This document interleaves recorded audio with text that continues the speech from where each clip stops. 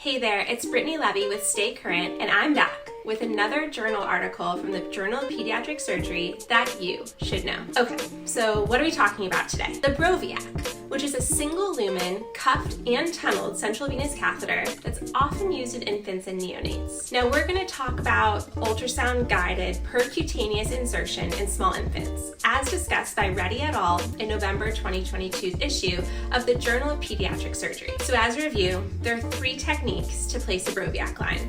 One is open surgical cut down, the second is percutaneous based on landmarks, and the third is percutaneous with ultrasound guidance. Now each of these options have their pros and cons, but the ultrasound guided technique has gained popularity and it's now the technique of choice in the UK.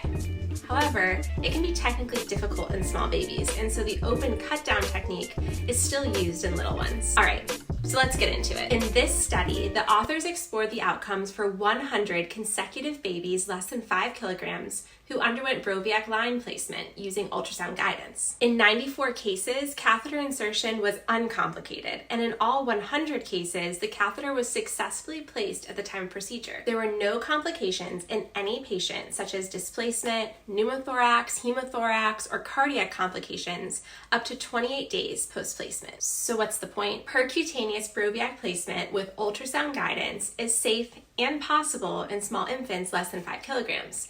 And they might not require an open cut down technique. What are you doing at your center for small neonates? Leave it in the comments below. And check out the Stay Current app for more articles that you should know.